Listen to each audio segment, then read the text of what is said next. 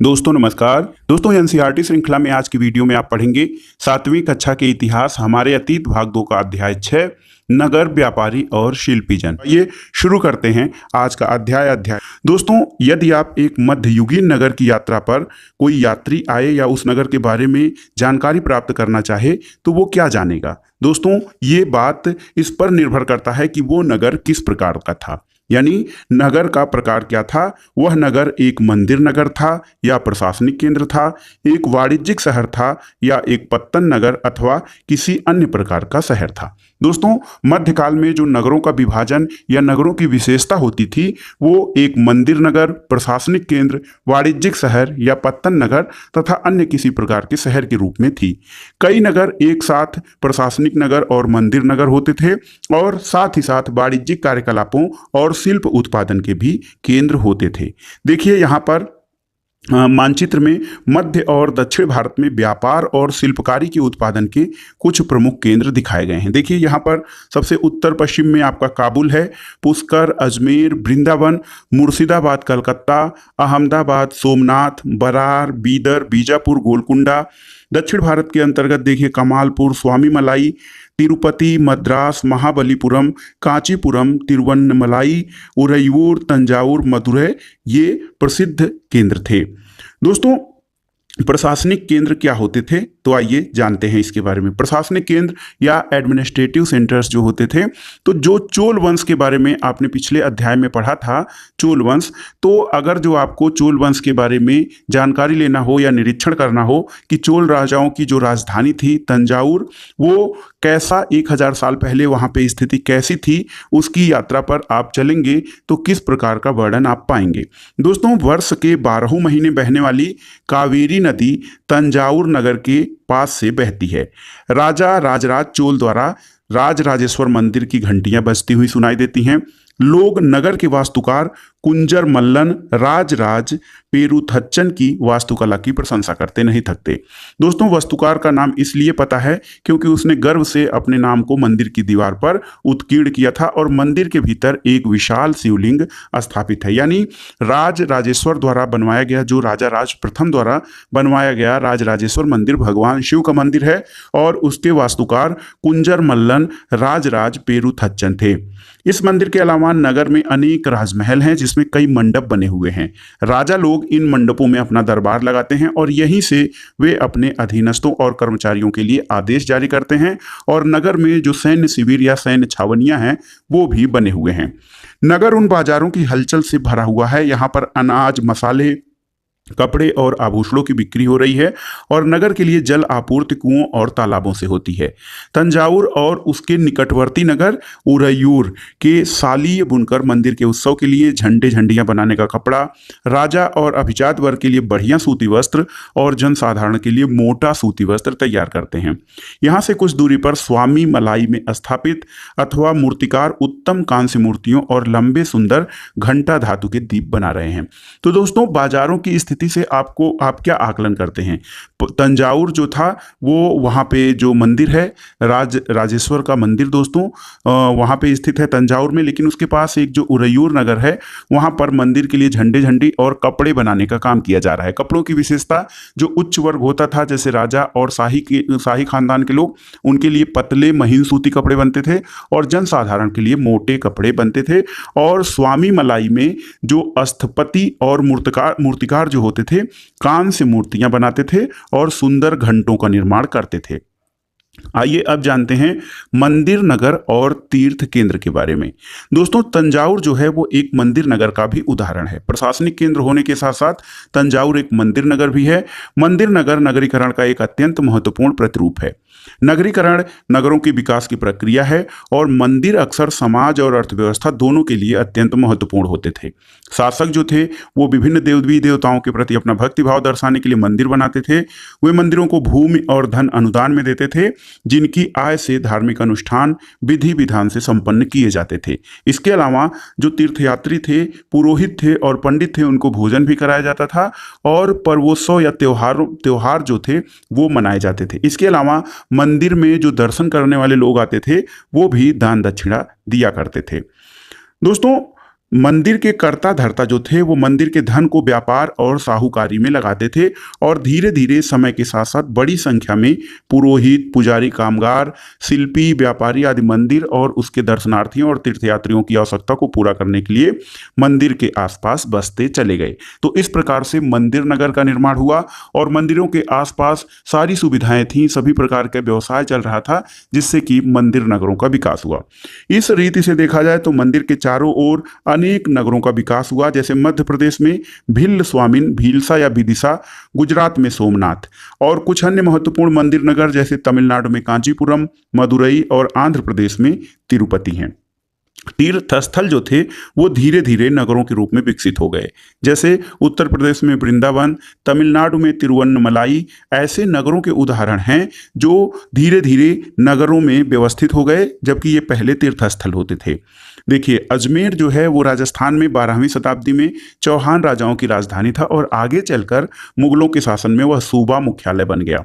यह नगर धार्मिक सह अस्तित्व का एक उत्कृष्ट उदाहरण है और सूफी संत ख्वाजा मोइनुद्दीन चिश्ती यहाँ 12वीं सदी में बस गए थे और उनके दर्शनार्थी और श्रद्धालु सभी पंथों धर्मों के हुआ करते थे। और अजमेर के पास ही पुष्कर सरोवर है, जहां पर प्राचीन काल से ही तीर्थयात्री आते रहे हैं। अब आइए देखते हैं यहाँ पर कांसा, घंटा धातु और लुप्त मोम तकनीक से किस प्रकार से मूर्तियों आदि का निर्माण किया जाता था। दोस्तों, कांसा एक मिश्र धातु होती है। ये तांबा और रांगा यानी तांबा और टिन के मिश्रण से बनती है। घंटा में रागे का अनुपात किसी अन्य किस्म के कांसे से अधिक होता है और यह घंटे जैसी ध्वनि उत्पन्न करती है। दोस्तों, चोलकालीन कांस्य मूर्तियां बहुत ही महत्वपूर्ण स्थान रखती हैं शिल्पकला के केंद्र में और ये लुप्त मोम तकनीक से बनाई जाती थी। ये विधि कैसी थी? तो इस विधि के अंतर्गत सबसे पहले मोम की एक प्रतिमा बनाई जाती थी। इसे चिकनी मिट्टी से पूरी तरह लेप कर सूखने के लिए छोड़ दिया जाता था। जब वह पूरी तरह सूख जाती थी तो उसे गर्म किया जाता था और उसके मिट्टी के आवरण में एक छोटा सा छेद बनाकर उस छेद के रास्ते सारा पिघला हुआ मोम बाहर निकाल लिया जाता था।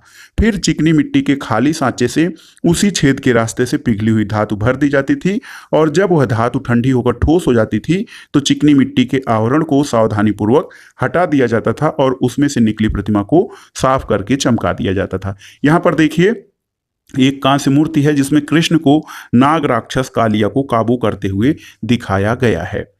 अब आइए देखते हैं दोस्तों छोटे नगरों का संजाल।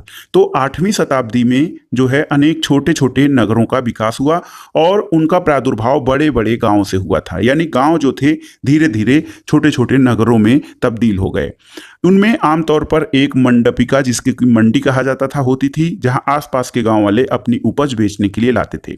उनमें कुछ ऐसी गलियां थीं, दुकानें और बाजार थे जिनको कि बाद में हाट कहा जाने लगा। और इसके अलावा भिन्न भिन्न प्रकार के कारीगर और शिल्पियों जैसे कुम्हार, तेलियों, शक्कर बनाने वाले, ताड़ी बनाने वाले, सुनार, लोहार, पत्थर तोड़ने वाले आदि अलग अलग तरह के बाजार होते थे। कुछ व्यापारी नगर में अस्थायी रूप से बसकर अपना कारोबार करते थे, जबकि कुछ अन्य व्यापारी जो थे वो नगर नगर में घूमकर क्रय विक्रय का कार्य किया करते थे। आसपास और दूर दराज के व्यापारी इन नगरों में स्थानीय उपज खरीदने और दूरवर्ती स्थानों के उत्पाद जैसे घोड़े, नमक, कपूर, केसर, पान सुपारी और काली मिर्च जैसे मसाले बेचने के लिए लाते थे। तो जो छोटे छोटे नगर बने, गांवों से जिन नगरों का विकास हुआ, उनमें एक मंडी होती थी जहां पर स्थानीय लोग अपना सामान बेचने या उत्पाद बेचने आते थे और साथ ही जो घूमने फिरने वाले व्यापारी थे वो स्थानीय सामान ले जाते थे और उसके बदले में दूरवर्ती सामानों की सप्लाई करते थे। दोस्तों, ये देखिए बाजार का एक चित्र दिया गया है यहाँ पर। आमतौर पर कोई सामंत यानी परवर्ती काल का जमींदार इन नगरों या इनके आसपास किलेबंदी करके महल बना लेता था और ऐसे सामंत व्यापारियों, शिल्पकारों और उनके व्यापार की वस्तुओं पर कर लगाते थे और कभी कभी इन करों के संग्रहण का अधिकार उन स्थानीय मंदिरों को प्रदान कर देते थे जिनका निर्माण स्वयं उनके द्वारा या धनाढ़ व्यक्तियों के द्वारा कराया गया होता था। और ऐसे अधिकारों का उल्लेख अभिलेखों में किया गया है, वे आज भी पाए जाते हैं। देखिए, एक कारीगर है जो लकड़ी पर नक्काशी कर रहा है। दोस्तों, बाजारों पर कर की क्या व्यवस्था है, इसके बारे में आइए जानते हैं। राजस्थान से प्राप्त एक 10वीं शताब्दी का अभिलेख का सारांश है जिसमें वे शुल्क दिए गए हैं जो मंदिर प्राधिकारियों द्वारा वस्तुओं के रूप में वसूल किए जा सकते थे, यानी मंदिर के जो अधिकारी थे उनके द्वारा जो कर वसूले जाते थे उनमें मुख्य रूप से शक्कर और गुड़ पर कर था, रंग, धागा, रुई, नारियल, नमक, सुपारी, मक्खन, तिल के तेल और कपड़े पर कर लगाए लगाए जाते थे। इसके अलावा व्यापारियों पर, धातु की चीजें बेचने वालों पर, आश्वकों, तेल, पशु चारे और अनाज के बोरों पर भी कर लगाए जाते थे। इनमें से कुछ कर वस्तु के रूप में और कुछ नकद रूप में वसूले जाते थे। अब आइए जानते हैं बड़े और छोटे व्यापारी के संबंध में। दोस्तों, व्यापारी कई प्रकार के होते थे। उनमें कुछ बंजारे लोग भी शामिल होते थे। कई व्यापारी घोड़े के व्यापारी होते थे जो अपना संघ बनाते थे। इनका एक मुखिया भी होता था और मुखिया जो होता था उनकी ओर से घोड़ा खरीदने के इच्छुक योद्धाओं से बातचीत करता था। चूंकि व्यापारियों को अनेक राज्यों और जंगलों से होकर जाना पड़ता था, इसलिए वे आमतौर पर काफिले बनाकर एक साथ यात्रा करते थे और अपने हितों की रक्षा के लिए व्यापार संघ या गिल्ड बनाते थे।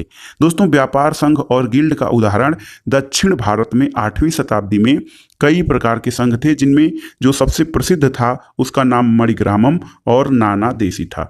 ये दक्षिण भारत के प्रमुख व्यापार संघ थे, जिनमें सबसे प्रसिद्ध मणिग्रामम और नाना देशी थे। ये व्यापारिक संघ जो होते थे वो प्रायद्वीप के भीतर और दक्षिण पूर्व एशिया और चीन के साथ भी दूर दूर तक व्यापार करते थे। इसके अलावा चेट्टियार और मारवाड़ी ओसवाल समुदाय भी थे।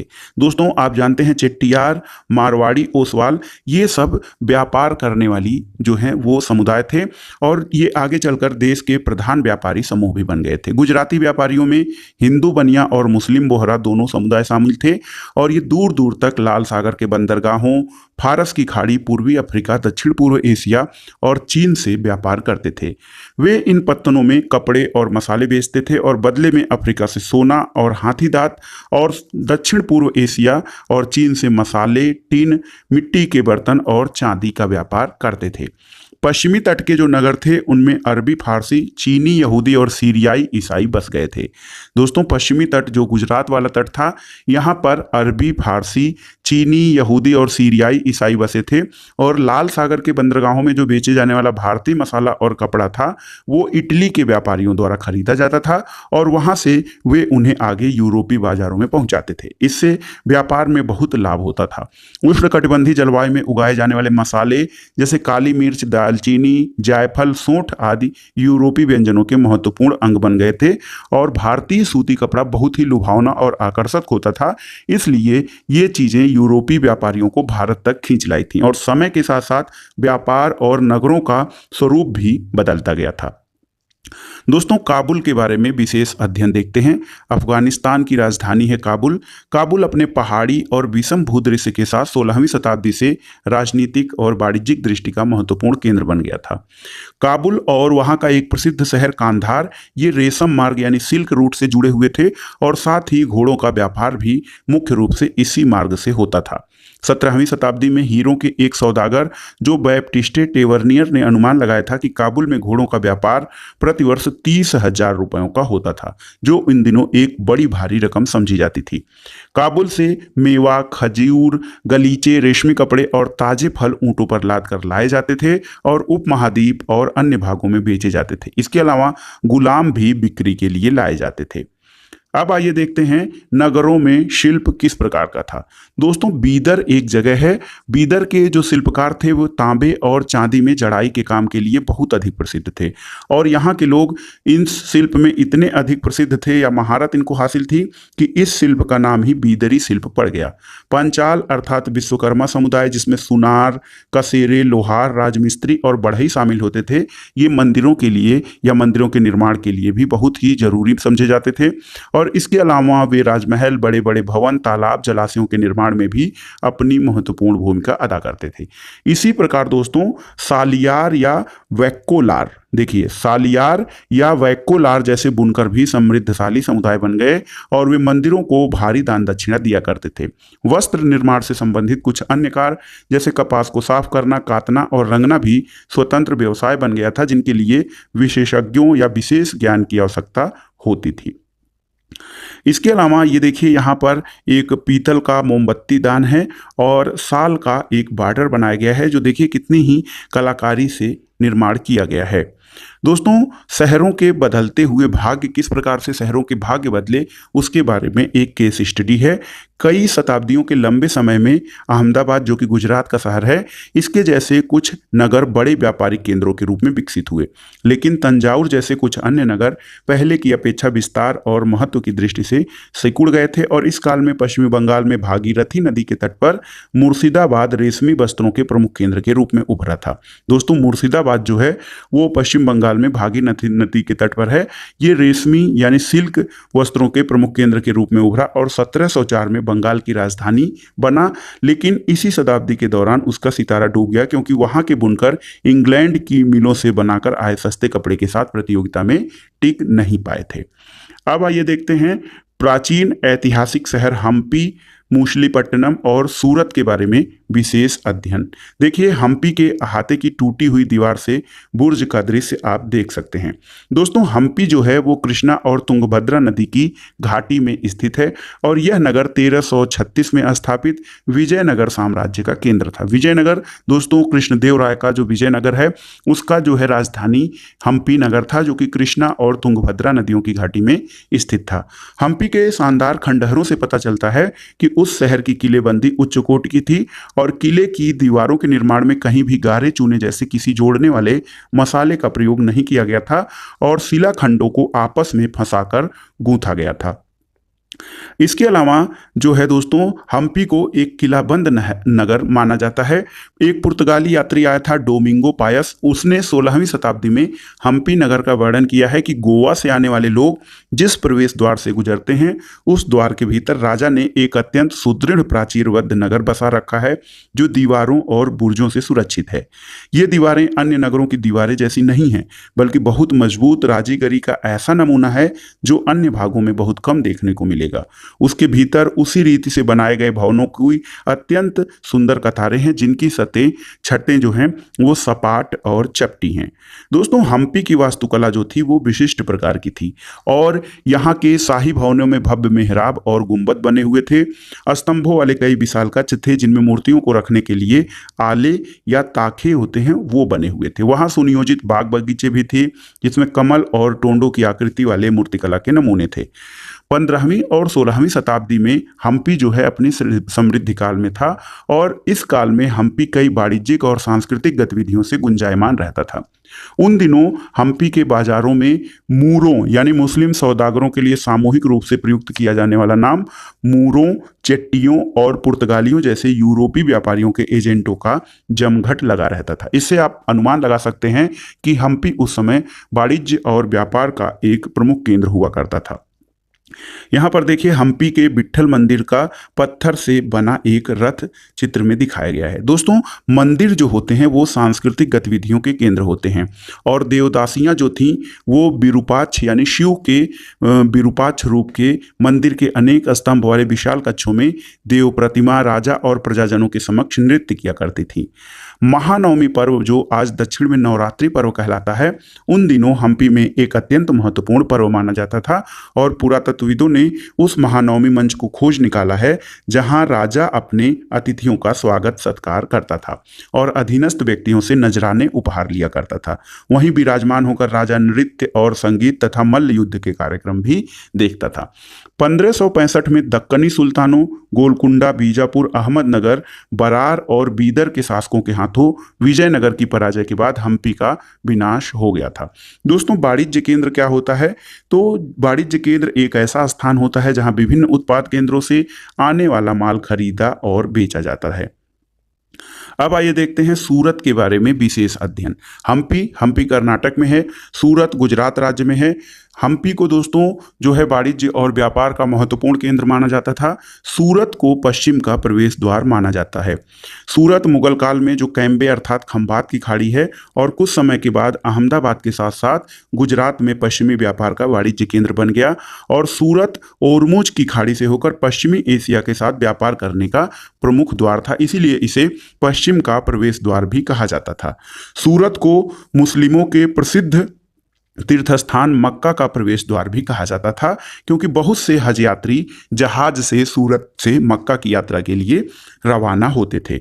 सूरत एक सर्वदेशी नगर था। सर्वदेशी नगर का मतलब ये होता है दोस्तों कि यहाँ सभी जातियों और धर्मों के लोग रहते थे। 17वीं शताब्दी में वहाँ पुर्तगालियों, डचों और अंग्रेजों के कारखाने और मालगोदाम भी थे। अंग्रेज इतिहासकार ओविंगटन ने 1689 में सूरत बंदरगाह का वर्णन करते हुए लिखा है कि किसी भी एक वक्त पर भिन्न भिन्न देशों के औसतन 100 जहाज इस बंदरगाह पर लंगर डाले खड़े देखे जा सकते थे। सूरत में अनेक ऐसी दुकानें थीं जो सूती कपड़ा थोक और फुटकर कीमतों पर बेचती थीं। सूरत का जो वस्त्र था वो अपने सुनहरे गोटा किनारियों के लिए प्रसिद्ध थे दोस्तों, और उनके लिए जो सूरत में बनाए गए सूती वस्त्र होते थे वो पश्चिम एशिया, अफ्रीका और यूरोप के बाजारों में बेचे जाते थे। राज्य ने विश्व के सभी भागों में नगर से आने वाले लोगों की आवश्यकताओं को पूरा करने के लिए वहां पर अनेक विश्राम गृह बनवाए थे और यहाँ भव्य भवन और असंख्य मनोरंजक स्थल थे। सूरत में काठियावाड़ी सेठों और महाजनों की बड़ी बड़ी साहूकारी कंपनियां भी थीं और सूरत से जारी की गई हुंडियों को दूर दूर तक मिस्र में काहिरा, इराक में बसरा और बेल्जियम में एंटवर्प के बाजारों में मान्यता प्राप्त थी। हुंडी क्या होता है? तो दोस्तों हुंडी एक ऐसा दस्तावेज या डॉक्यूमेंट होता है जिसमें एक व्यक्ति द्वारा जमा कराई गई रकम दर्ज रहती है। हुंडी को कहीं अन्यत्र प्रस्तुत करके जमा की गई राशि को प्राप्त किया जा सकता था। तो सूरत का जो मार्केट था वो इतना समृद्ध था और उसकी इतनी डिमांड थी कि सूरत के द्वारा जो जारी की गई हुंडियां थी उनको दूर दूर तक, यानी मिस्र में काहिरा, इराक में बसरा और बेल्जियम में एंटवर्प के बाजारों में उसको मान्यता मिली थी। लेकिन 17वीं शताब्दी के अंतिम वर्षों में सूरत का भी अधःपतन प्रारंभ हो गया। इसके कई कारण थे कि मुगल साम्राज्य के पतन के कारण बाजारों और उत्पादकता की हानि हुई, पुर्तगालियों द्वारा समुद्री मार्गों पर नियंत्रण और बंबई से प्रतिस्पर्धा, जहां पर 1668 में अंग्रेजी ईस्ट इंडिया कंपनी ने अपना मुख्यालय स्थापित कर लिया था। लेकिन आज की स्थिति ये है कि आधुनिक समय में सूरत भारत का एक महत्वपूर्ण वाणिज्यिक केंद्र के रूप में स्थापित है।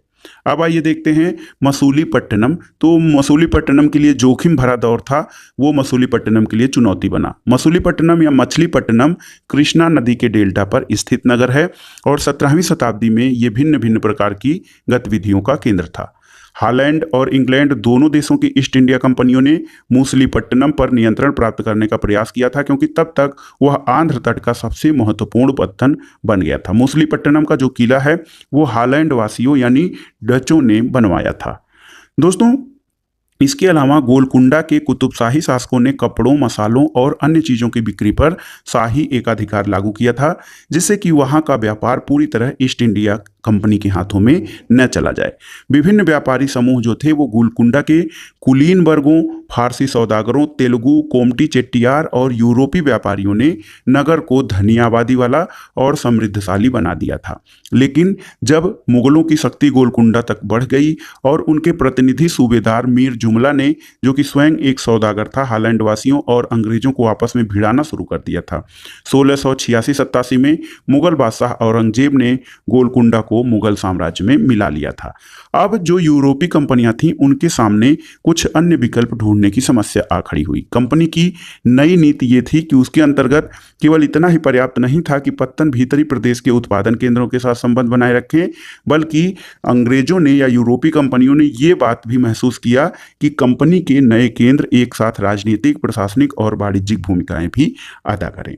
जब कंपनी के व्यापारी बंबई, कलकत्ता और मद्रास चले गए तब मसूलीपट्टनम अपने व्यापार और समृद्धि दोनों ही खो बैठा और 18वीं शताब्दी के दौरान उसका अधःपतन हो गया और आज वह एक छोटे से जीर्ण शीर्ण नगर से अधिक कुछ नहीं है। अब आइए जानते हैं 16वीं और 17वीं शताब्दी में नए नगर और व्यापारियों के संबंध में। दोस्तों 16वीं और 17वीं शताब्दियों में यूरोप के देश व्यापारिक उद्देश्यों से मसालों और कपड़ों की तलाश में लगे हुए थे। यूरोप और पश्चिमी एशिया दोनों जगह मसाले और कपड़े लोकप्रिय हुए थे।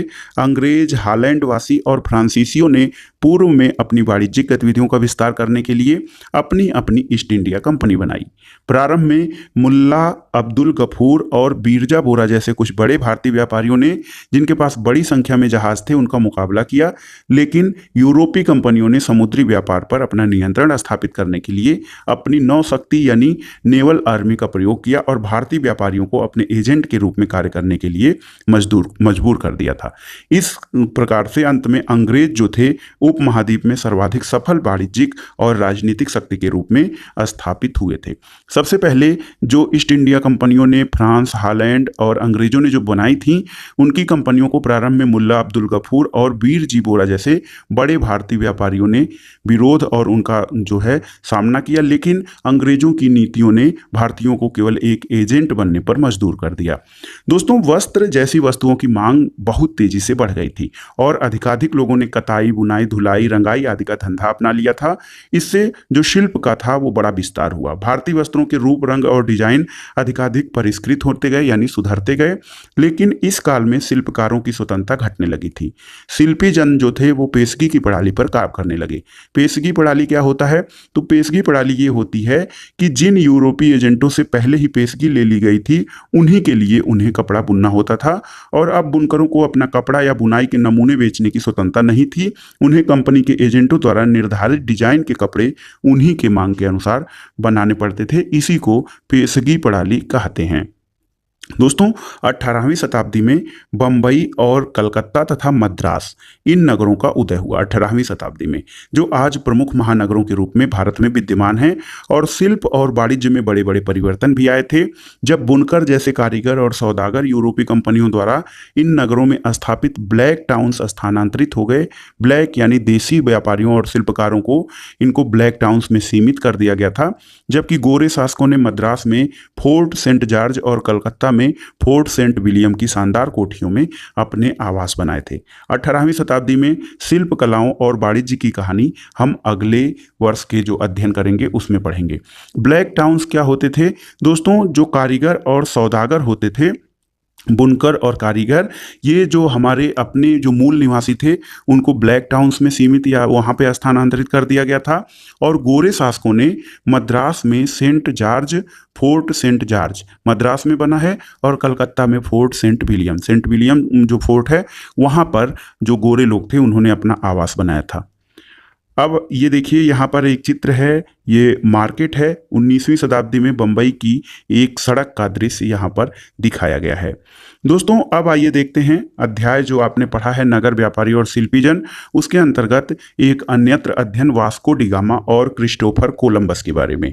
दोस्तों, 15वीं शताब्दी में यूरोपीय नाविकों द्वारा समुद्री मार्ग खोजने के अभूतपूर्व कार्य किए गए। उनमें से अनेक नाविक भारतीय उपमहाद्वीपों तक पहुंचने का मार्ग खोजने और मसाले प्राप्त करने की इच्छा से प्रेरित थे। वास्को डी गामा के बारे में जानते हैं। वास्को डी गामा पुर्तगाली नाविक था जो अटलांटिक महासागर के साथ साथ यात्रा करते हुए केप ऑफ गुड होप से निकलकर हिंद महासागर को पार करके भारत पहुंचा। उसे अपनी पहली यात्रा को पूरा करने में 1 वर्ष से भी अधिक का समय लगा था। वह 1498 में कालीकट पहुंचा और अगले वर्ष पुर्तगाल की राजधानी लिस्बन लौट गया। इस समुद्री यात्रा के दौरान उसके 4 में से 2 जहाज नष्ट हो गए थे और 170 यात्रियों में से केवल 54 ही जीवित बचे थे। इन प्रत्यक्ष खतरों के बावजूद जो मार्ग खोले या खोजे गए वे अत्यंत लाभकारी सिद्ध हुए और उसके बाद अंग्रेज, डच और फ्रांसीसी नाविकों ने उसका अनुकरण करना प्रारंभ कर दिया था। दोस्तों, भारत पहुंचने वाले समुद्री मार्गों की खोज का एक अन्य सुपरिणाम निकला जिसकी किसी को आशा नहीं थी। एक इटली का निवासी जिसका नाम क्रिस्टोफर कोलंबस था, उसने भारत पहुंचने का मार्ग खोजने के लिए अटलांटिक महासागर को पार किया और पश्चिम की ओर यात्रा करने का निश्चय किया। उसका सोचना था चूंकि पृथ्वी गोल है इसलिए वह पश्चिम की ओर से भी भारत पहुंच सकता है। वह 1492 में वेस्ट इंडीज के तट पर पहुंचा। वेस्ट इंडीज का नाम भी इसी भ्रांति के कारण पड़ा। उसके पीछे स्पेन और पुर्तगाल के नाविक और विजेता भी वहां आते रहे और उन्होंने मध्य और दक्षिणी अमेरिका के बड़े बड़े भागों को अपने कब्जे में कर लिया और अक्सर उन प्रदेशों की पहले वाली बस्तियों को नष्ट कर दिया था। तो वास्को डी गामा और क्रिस्टोफर कोलंबस जो थे वो महान समुद्री नाविक थे जिन्होंने अनेक देशों की या महासागरों की यात्रा करते हुए भारत और पश्चिमी वेस्ट इंडीज जैसे देशों की खोज किए। तो दोस्तों, ये था आज रहे वीडियो। आपको कैसा लगा हमें कमेंट बॉक्स में जरूर बताइएगा। वीडियो देखने के लिए धन्यवाद। नमस्कार दोस्तों।